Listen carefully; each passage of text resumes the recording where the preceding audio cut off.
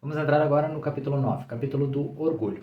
Lembrando que se você quiser aprimorar todo esse trabalho, essas reflexões, né, que estamos fazendo aqui a partir da leitura, tem o Evoluindo Deixando Ir, que você pode acessar pelo QR Code ou pelo link que está na descrição.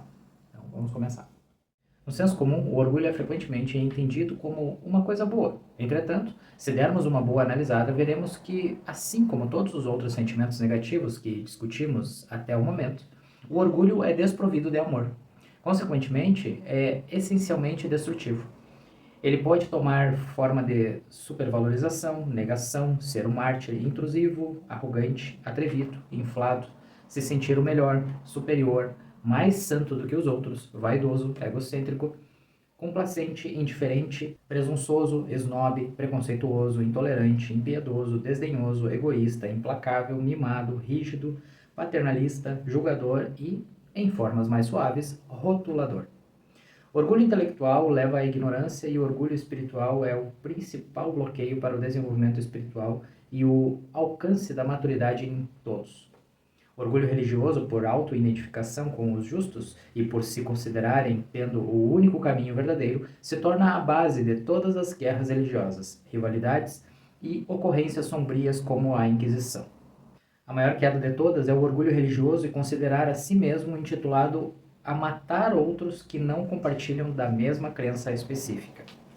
Em todos nós, o sentimento orgulhoso de eu tenho as respostas bloqueia nosso crescimento e desenvolvimento. É interessante que a parte egoísta da mente está disposta a sacrificar todo o restante da pessoa pelo seu próprio bem. Ao invés de admitirem estar errada, as pessoas literalmente desistem da vida, do próprio corpo e sacrificam qualquer aspecto da vida para subir no altar do orgulho. Exemplo de guerras religiosas e cruzadas. O orgulho masculino, em relação às programações que a nossa sociedade considera masculinidade, bloqueia o desenvolvimento emocional e psicológico da maioria dos homens da nossa sociedade. Algumas mulheres agora estão se juntando às fileiras do chauvinismo, o que só agrava o problema e intensifica a batalha dos sexos. Aí ele entra na vulnerabilidade do orgulho. A pessoa orgulhosa está constantemente na defensiva devido à vulnerabilidade da inflação e da negação. Por outro lado, a pessoa humilde não pode ser humilhada porque está imune à vulnerabilidade, tendo deixado ir o orgulho. Em seu lugar, elas possuem segurança interior e autoestima. Muitas pessoas tentam substituir o orgulho por autoestima genuína. No entanto, esta não surge até que o orgulho seja abandonado. O que infla o ego não resulta em força interior. Pelo contrário, aumenta a vulnerabilidade e, sobretudo, o nível do medo. Quando estamos em estado de orgulho, a energia é dissipada pela constante preocupação em defender o nosso estilo de vida, vocação, vizinhança, roupas, carro do ano, linhagem, país e sistema de crenças políticas e religiosas. Preocupamos-nos o tempo todo com a aparência e com o que as outras pessoas vão pensar. Então existe uma vulnerabilidade constante em relação à opinião dos outros. Quando o orgulho e a presunção forem abandonados, toma lugar a segurança interior. Não nos sentimos mais obrigados a defender a nossa imagem. Críticas e ataques de outros diminuem e, por fim, param. Quando deixamos ir a necessidade de validação ou de provar que estamos certos, os desafios contra nós desaparecem. Isso nos leva a uma das leis básicas da consciência. A defensividade atrai o ataque. Verificar a fonte do orgulho facilita a tarefa de deixá-lo ir. E ele não é mais valorizado. É visto pelo que é, na verdade, fraco. O ditado "a soberba precede a ruína" prevalece. O orgulho é gelo fino, um substituto fraco comparado à verdadeira força, que é como rocha, que vem da coragem, aceitação ou paz. Existe orgulho saudável? Quando falamos de orgulho saudável, estamos nos referindo à autoestima, uma consciência do verdadeiro valor e mérito do indivíduo. A consciência se diferencia da energia do orgulho. A autoconsciência do verdadeiro valor da pessoa é caracterizada pela ausência da defesa. Uma vez que conscientemente contatamos a verdade do nosso estado de ser real, a natureza do nosso eu interior, com toda a sua verdadeira inocência, grandeza e nobreza do espírito, não precisaremos mais do orgulho. Apenas sabemos que somos. Esse autoconhecimento nos é suficiente. O que realmente sabemos nunca precisa de defesa e é diferente da energia do orgulho que estamos discutindo neste capítulo. Vamos olhar para alguns tipos de orgulho com os quais fomos programados e ver como eles se comportam sob exame. Orgulho da família, orgulho do país, o orgulho das conquistas são exemplos típicos que vêm à mente. O orgulho é realmente a mais elevada das emoções humanas? O próprio fato de ser caracterizado pela defensividade prova o contrário. Quando temos orgulho de nossas posses ou de algumas organizações com as quais nos identificamos, nos sentimos obrigados a defendê-las. O orgulho em nossas ideias e opiniões nos leva a intermináveis discussões, conflitos e aflições. Um sentimento maior que o orgulho é o amor. Se amamos tudo o que citamos, família, país, conquistas, significa que não existe dúvida a respeito desses valores em nossa mente. Não precisamos mais ficar na defensiva. Quando o verdadeiro reconhecimento e sabedoria substituem a opinião, que é parte do orgulho, não existe espaço para argumento. Nosso amor puro e apreciação por algo é uma posição sólida que não pode ser atacada. Orgulho, por ser uma posição vulnerável, sempre implica que em algum lugar existe uma dúvida que precisa ser esclarecida. E o oponente rapidamente se centra nessa dúvida. Quando todas as dúvidas forem esclarecidas, opiniões e orgulho desaparecem. Há uma sutil interferência de desculpas no orgulho, como se a coisa por si só não fosse boa o suficiente para se sustentar por seu próprio mérito. O que é digno do nosso amor e respeito dificilmente necessita de um defensor. O orgulho refere sutilmente que existe o espaço para debate e que o valor de algo está aberto a dúvidas. Quando amamos algo verdadeiramente e, assim sendo, nos tornamos um com isso, é porque vemos sua perfeição intrínseca. De fato, suas falhas são parte da parcela de sua perfeição, porque tudo que vemos no universo está em processo de transformação. Nesse processo, sua evolução perfeita é parte dessa perfeição. Assim, a flor que está florescendo não é uma flor imperfeita que precisa de defesa. Pelo contrário, seu desabrochar é procedido com uma perfeição precisa de acordo com as leis do universo. Da mesma forma, cada e todo indivíduo no planeta está florescendo, crescendo, aprendendo e refletindo essa mesma perfeição. Podemos dizer que o desabrochar do processo evolutivo está precisamente de acordo com as leis cósmicas. Uma das desvantagens sobre a posição do orgulho, como temos dito, é a sua vulnerabilidade.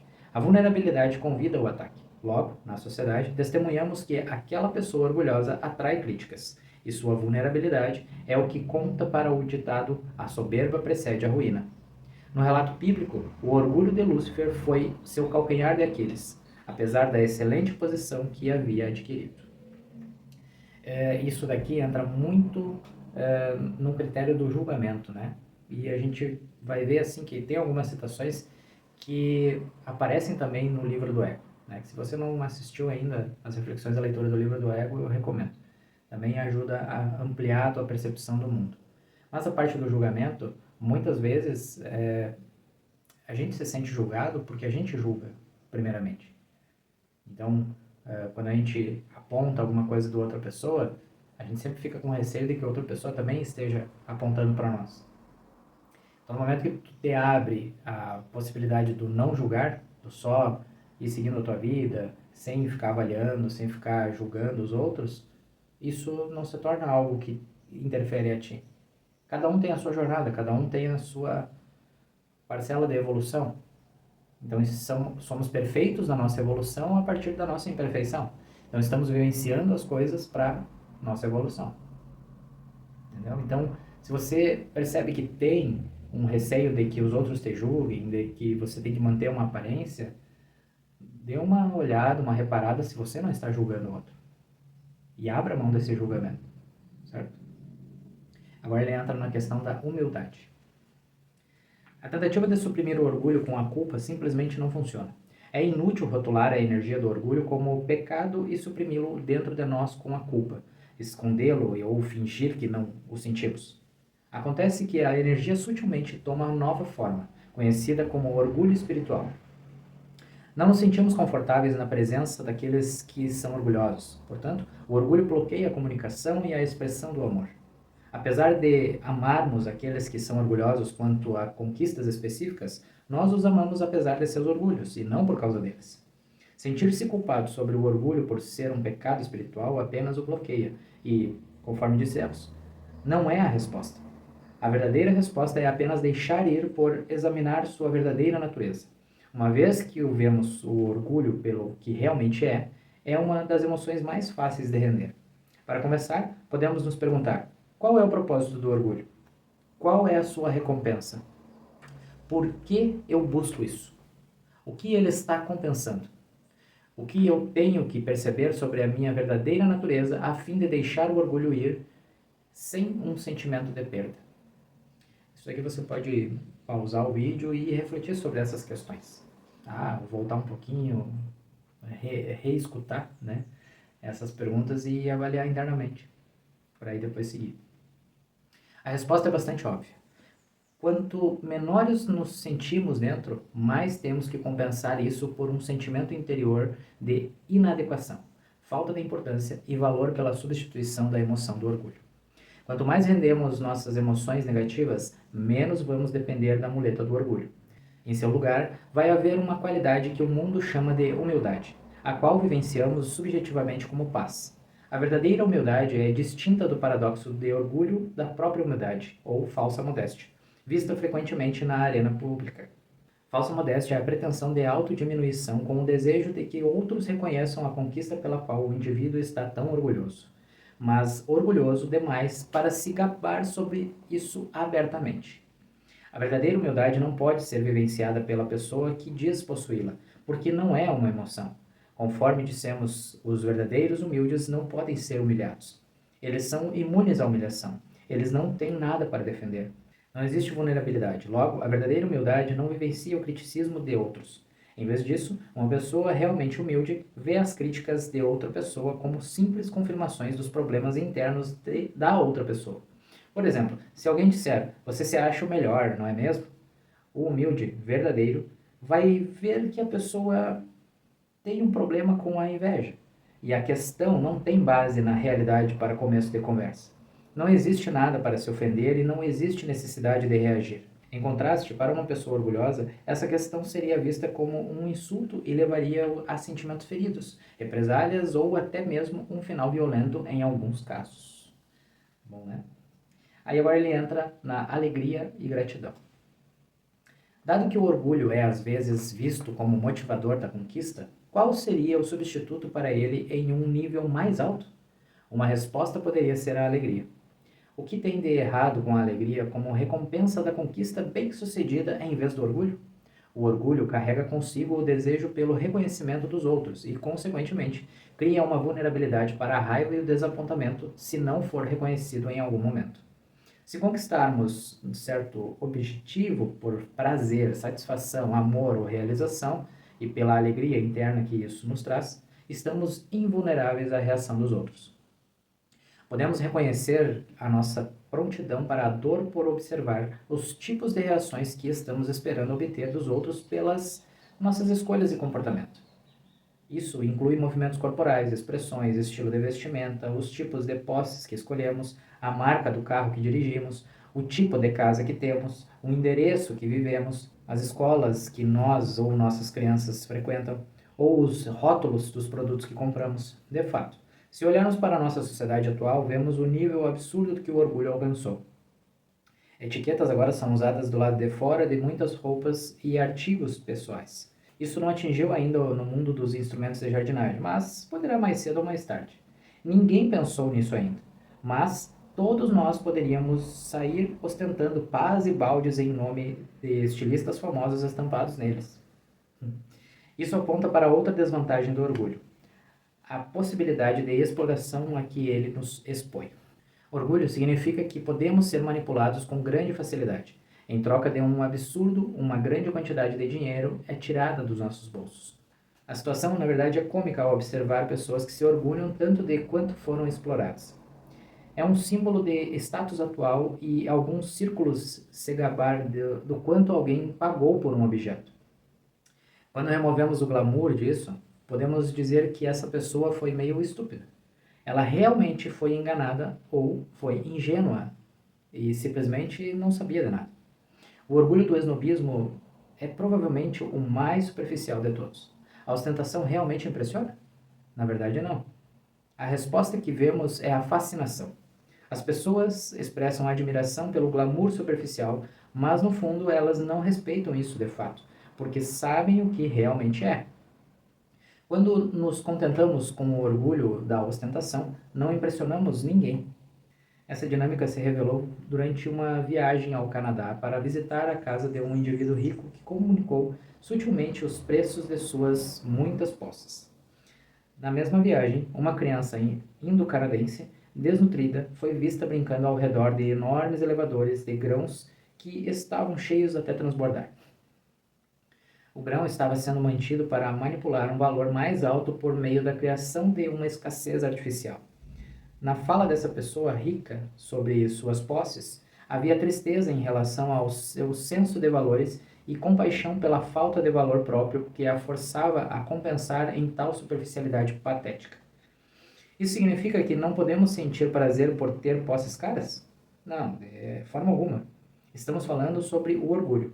O problema não são as nossas posses, mas que sejamos orgulhosos, possessivos e tenhamos atitudes autocongratulatórias por causa delas. É essa atitude de orgulho que cria espaço para o medo. O mesmo homem rico no Canadá mencionou ter também um sistema antifurto caríssimo. Orgulho, como todas as outras emoções negativas, produz culpa. Culpa produz medo. Medo significa perda potencial. Orgulho, assim sendo, sempre significa uma perda de paz de espírito. O oposto do orgulho é a simplicidade. Simplicidade não significa pobreza de posses. É um estado de espírito. Outro indivíduo vale milhões de dólares, detendo títulos de vastas propriedades e posses. Ainda assim, como pessoa, representa simplicidade absoluta. Suas posses refletem o que o mundo lhe trouxe, e ela se alegra com a sua beleza. Consequentemente, nunca se fez uma crítica sobre ela, nem os outros expressam inveja. Não é o que temos que importa, mas como lidamos com isso. Como enquadramos isso em nossa consciência e seu significado para nós? A propósito, todas as propriedades dessa mulher são totalmente desprovidas de alarmes contra roubo ou cães de guarda. De fato, quando isso foi trazido à sua atenção, ela respondeu: Oh céus! Se alguém realmente precisasse disso a esse ponto, essa pessoa poderia ter. havia uma correspondência entre o fato de que ninguém nunca roubou nada dela e o fato de que ela estava disposta a compartilhar com os outros. Sua invulnerabilidade ao roubo estava relacionada à sua falta de orgulho sobre as suas posses. Possessividade e apego ocorrem como consequência do orgulho. Apego é, portanto, uma potencial causa para o sofrimento, porque o apego traz o medo da perda, e com a perda, voltamos para a apatia, depressão e tristeza. Se estamos orgulhosos de um carro e alguém o rouba, iremos vivenciar angústia, dor e sofrimento. Se em vez disso segurarmos o carro emocionalmente falando, apreciarmos sua beleza e perfeição e nos sentirmos gratos por tê-lo, sua perda vai trazer apenas um pequeno desapontamento. Gratidão é um dos antídotos do orgulho. Se nascemos com um QI alto, podemos ser gratos por isso em vez de ter orgulho disso. Não é uma conquista, nascemos com isso. Se somos gratos pelo que nos foi dado e pelo que foi realizado pelos nossos talentos e esforços dados por Deus, então estamos em um estado de espírito pacífico e invulneráveis à dor. É uma curiosidade engraçada da mente humana observar como isso atribui orgulho a qualquer coisa que é antecedida da palavra meu. Nós podemos ter orgulhos absurdos sobre as coisas mais triviais e, uma vez que vemos a comédia disso, não é muito difícil deixar ir o orgulho envolvido. Algumas pessoas, ironicamente, têm vulnerabilidade do snobismo reverso. Elas se orgulham de pechinchas e compras baratas.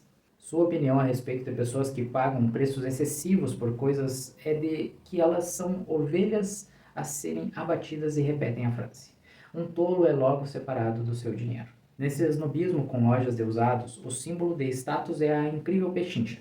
De fato, elas estão sempre competindo com os outros para ver quem vai achar as melhores pechinchas. É engraçado observar que uma peça de roupa não tem valor algum até que se torne minha. Aí, imediatamente, um grande valor é dado a ela. O lado difícil de anteceder as coisas com a palavra meu é o orgulho que aparece rapidamente com o senso de propriedade. Isso faz com que nos sintamos chamados a defender tudo que rotulamos como meu. Podemos reduzir a nossa vulnerabilidade por deixar ir o desejo de possuir. Em vez de dizer meu, podemos usar a palavra um. não a minha camisa, mas uma camisa. Deste modo, perceberemos que, se visualizarmos um dos nossos pensamentos como uma opinião, em vez de minha opinião, o tom do sentimento muda. Porque as pessoas ficam tão incomodadas com as suas opiniões, é apenas devido ao sentimento do meu. Se, em vez disso, as opiniões forem vistas como apenas uma opinião, então não existe mais a vulnerabilidade de um orgulho raivoso. Muito bom, né? E aí ele termina falando da questão das opiniões e a próxima parte ele começa falando das opiniões, certo?